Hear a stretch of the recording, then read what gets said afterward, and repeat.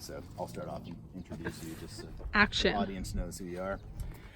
All right, Jeff Streck is here with Onyx Wines with vineyard manager par excellence, Vic Guerrero. So he helps us take care of the farm here, does all the dirty work. But that aside, you guys may be familiar with a product of ours called Black Orchid. So 100% Petite Sirah, always super intense, super savory. We stand here in the home of that wine, block 101.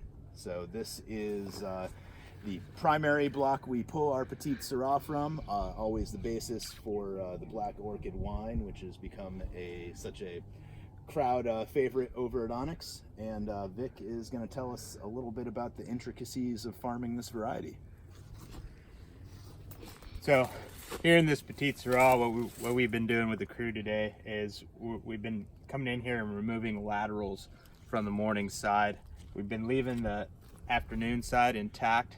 That way we don't get too intense sunshine in the afternoon, creating sunburn. But we do want that morning sun exposure. That way the clusters get sunlight, and then also we want to be able to see what we're doing here in the next probably week and a half, 2 weeks. We'll be coming in here, and anything that's kind of clumped up here we'll be removing. This open canopy here also allows for another spray to happen before we put up the bird nets. And Petite Sirah tends to have botrytis and aspergillus issues, so hopefully getting appropriately timed spray in here with the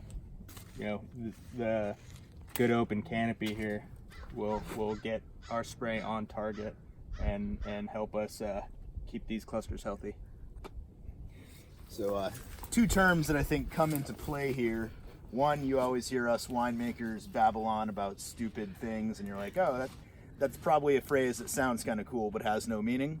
So one I'm going to touch upon right here is a phrase we like to overuse to the point of painfulness, and that's dappled sunlight.